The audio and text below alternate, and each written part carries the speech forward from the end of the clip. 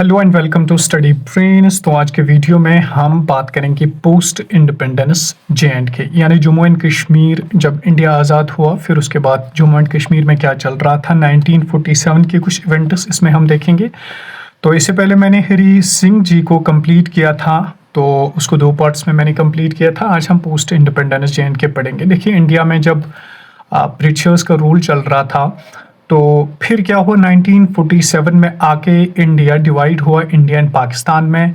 और पाकिस्तान के साथ ईस्ट में बांग्लादेश था और वेस्ट में तो पाकिस्तान था, जिसके बॉर्डर्स कुछ पंजाब राजस्थान वगैरह के साथ लग रहे हैं और जम्मू एंड कश्मीर के साथ भी लग रहे हैं। तो वो डिवीजन किया किसने? रेड क्लिफ ने, यानी एक कमीशन बिठाई गई, उन्होंने एक डिमार्केशन की, एक लाइन खींची जिसको हम रेड क्लिफ लाइन कहते थे।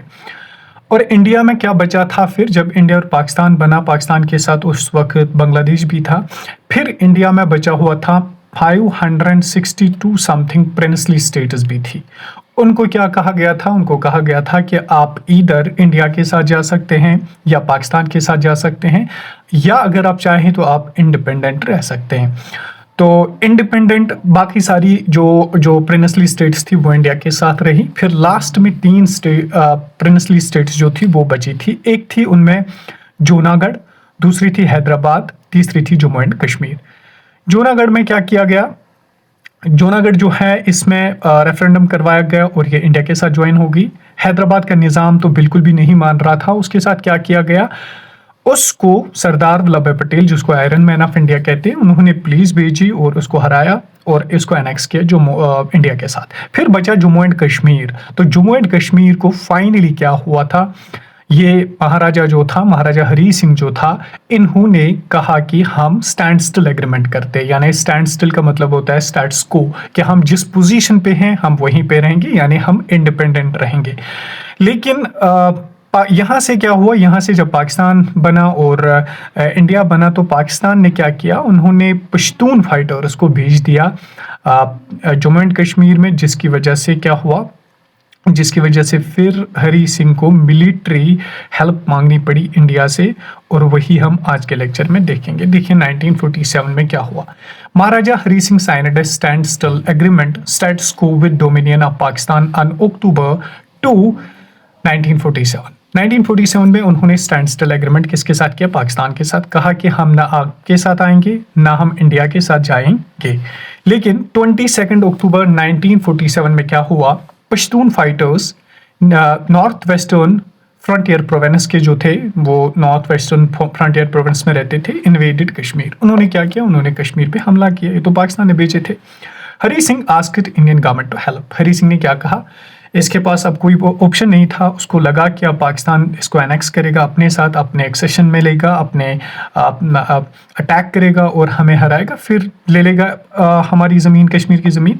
तो उसने क्या किया, उन्होंने इंडिया को कहा कि हमें हेल्प कर लो, ठीक है, हेल्प कर लो, ना कि हम आपके साथ आएंगे। फिलहाल बात यही चल रही है। India asked Maharaja to accede it in lieu of help. India ने क्या कहा महाराजा को कि अगर आप हमारे साथ एक्सेशन करोगे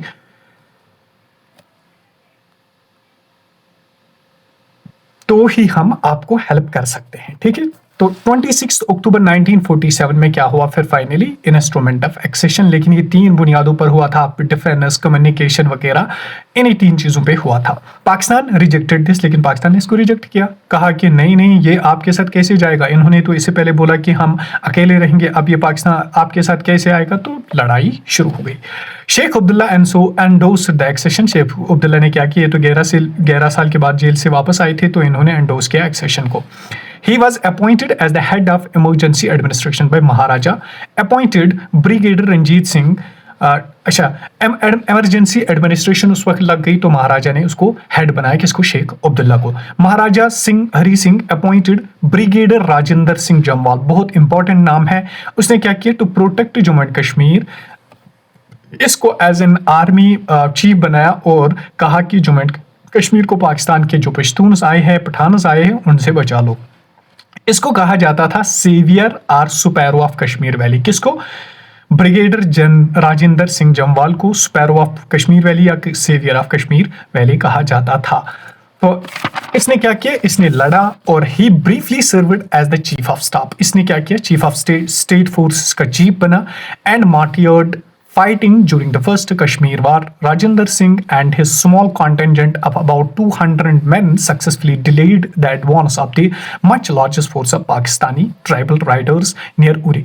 उरी के पास इन्होंने पाकिस्तान के साथ लड़ा, तकरीबन इसके 200 मैन थे, लेकिन ये अल्टीमेटली मार्टरडम इन्होंने पा ली।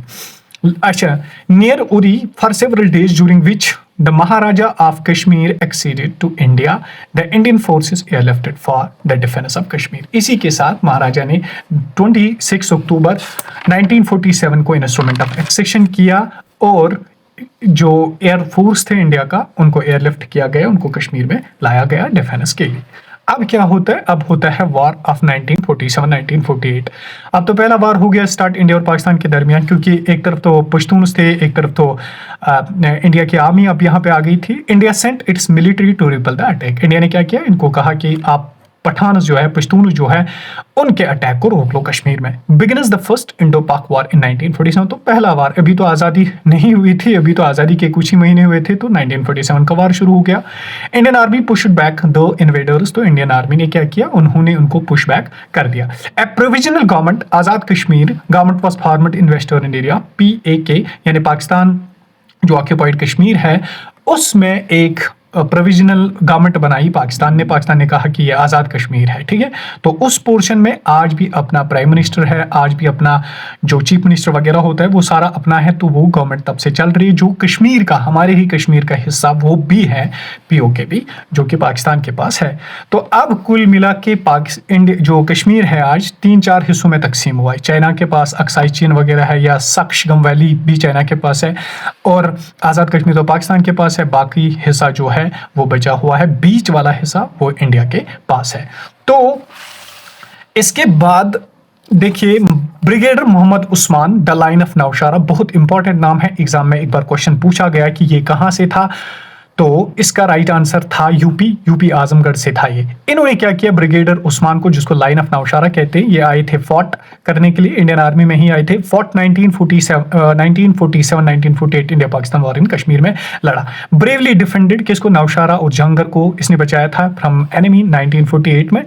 On 3 July 1948 martyred at age of 35 में ये इनको मार्टरडम मिला, यानी ये इस दुनिया से चले। ऑनर्ड विद महावीर चक्र, इसको महावीर चक्र मिला था। इसके बारे में पिछले किसी पेपर में क्वेश्चन पूछा गया था। ब्रिगेडियर मोहम्मद उस्मान को क्या कहते हैं, लाइन ऑफ नौशारा, और ये कहां से बिलोंग करते थे। वहां पे आपको 3-4 ऑप्शंस मिलेंगे, यूपी देगा, कश्मीर देगा, राजौरी देगा, श्रीनगर देगा। तो आपको लगेगा कि इसने कश्मीर में लड़ा है, तो ये कश्मीर का होगा, नहीं, ये यूपी आजमगढ़ डिस्ट्रिक्ट से बिलोंग करते थे।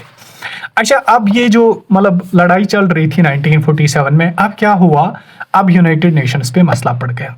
India goes to UN। India ने क्या कहा, UN में, यूनाइटेड नेशंस में चला गया इन जनवरी 1948 में, to resolve the Kashmir conflict. इन्होंने खुद लिया मसला और कहा कि आप इस कॉन्फ्लिक्ट को सॉल्व कर लीजिए।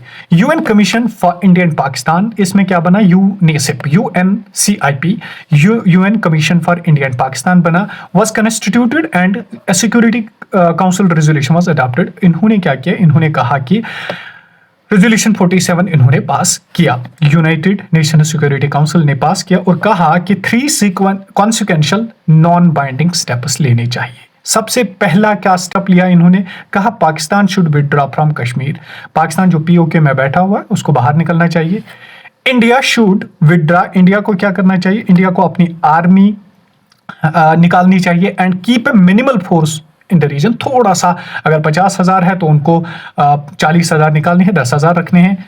फिर की तीसरा पॉइंट इन्होंने कहा कि a plebiscite to ascertain the will of people. इसके बाद एक वोटिंग होनी चाहिए, जो लोग चाहेंगे, अगर वो चाहेंगे इंडिया के साथ जाए, अगर वो चाहे पाकिस्तान के साथ जाए, या अगर वो चाहे आज़ाद रहे, तो उनका ये हक है। तो ये 3 पॉइंट्स फिर यूनाइटेड नेशंस ने दिए। लेकिन मसला क्या हुआ, ना पाकिस्तान मान रहा है कश्मीर, आज़ाद कश्मीर से निकलना, ना ही इंडिया अपने फोर्सेस निकालता है, और ना ही प्लेबिसाइट होता है। बस ये अब एक पॉलिटिकल गेम बन चुकी है। तो इसके बाद आते हैं, थोड़ी सी टाइमलाइन पे बात करेंगे, कब क्या हुआ, एक रिकैप में आपको करवाऊं, फिर हम इस पे नेक्स्ट पार्ट भी करेंगे, ताकि आप इजीली आप इन चीज़ों को याद रख सकते हैं। मैं तो एक ही लेक्चर भी इनमें बना सकता था, लेकिन रीज़न ये है कि मुझे लिखना भी पड़ता है और उसमें मेहनत भी काफ़ी लगती है, और साथ ही साथ मैं ये सोचता हूँ कि स्टूडेंट्स को अंडरस्टैंड करने में और याद रखने में आसानी हो जाए, इसलिए मैं शॉर्ट वीडियोस बनाता हूँ। टाइमलाइन क्या हुआ? 1948 Pakistan did not withdraw it's forces. अब पाकिस्तान ने 1948 में मतलब अपने फोर्सेस को विड्रॉ नहीं किया, निकाला नहीं। So the stalemate continued. अब ये बात कंटिन्यू रही। Ceasefire line was drawn. इसके बाद सीज फायर लाइन ड्रॉन की गई, जहां तक पाकिस्तान के जो इन्वर्डर्स आए थे उनको इंडियन आर्मी ने LOC तक पहुंचाया और वहां पे वो रुके। तो फिर यहाँ पे इंडिया की आर्मी दूसरी तरफ रुकी। तो LOC आज अब लाइन ऑफ कंट्रोल जिसको कहते हैं। 1952 में क्या हुआ? दिल्ली एग्रीमेंट साइन हुआ बिटवीन नेहरू एंड शेख अब्दुल्ला। शेख अब्दुल्ला और नेहरू के दरमियान एक दिल्ली एग्रीमेंट हुआ। Provides the basis for article 370 special status. तो यहां से क्या किया? इंडिया ने स्पेशल स्टेटस दिया था आर्टिकल 370, अब वो भी हटा लिया। तो ये साइन किया था शेख अब्दुल्ला ने नेहरू के साथ, ठीक है। इसमें स्पेशल स्टेटस है जम्मू एंड कश्मीर को, कि जम्मू एंड कश्मीर का अपना फ्लैग रहेगा, अपना कॉन्स्टिट्यूशन रहेगा, अपनी असेंबली रहेगी, अपना झंडा रहेगा, बाकी सारी चीजें वो अपने रहेंगे। लेकिन बदकिस्मती से अब वो भी हमें ले लिया गया, हटाया गया। 1953 Sheikh Abdullah removed from the PM post. 1953 में क्या हुआ? आगे जाके शेख अब्दुल्ला ने कहा नहीं, फिर भी हम अकेले रहने चाहते हैं, हम इंडिपेंडेंट रहना चाहते हैं। इसको अब चीफ मिनिस्टर PM पोस्ट से, तब तो हमारा 1956 तक हमारा PM रहता था, PM और CM था, तो PM पोस्ट से इसको हटा दिया गया और इसको जेल भर दिया गया 11 ईयर्स के लिए। अब इसके पास कोई ऑप्शन नहीं बचा था, अब क्या करता बेचारा? मरता ना तो क्या करता बेचारा। 1962 में चाइना ऑक्यूपाइड अक्साई चीन। अब 1962 में चाइना ने एक पार्ट ले लिया कश्मीर का, अक्साई चीन जिसको कहते हैं। ड्यूरिंग द इंडो पाक वार, इसी 1962 में फिर से वार हुआ और इसमें चाइना ने भी एक हिस्सा ले लिया। 1964 में फिर Sheikh Abdullah release from jail, talks with Nehru began but were disrupted due to Nehru's death in 1964। 1964 में फिर शेख अब्दुल्ला को रिहा कर दिया गया, रिलीज कर दिया गया। तो 11 साल के बाद उसने नेहरू के साथ फिर से बातचीत शुरू की, लेकिन 1964 में नेहरू जी की डेथ होती है, बात वहीं पे रहती है। 1965 में क्या हुआ? Pakistan ceded Shaksgam valley part of POK to China under a border agreement. Pakistan ने क्या किया? इन्होंने साक्षगंज वैली अब चाइना को दे दिया। मे बी पाकिस्तान ने ये कहा होगा कि आप हमें कश्मीर के मसले में हेल्प कर लो, हम आपको साक्षगंज वैली प्रोवाइड करते हैं। तो इन्होंने वो अब चाइना ने एक और हिस्सा कश्मीर का ले लिया, साक्षगंज वैली।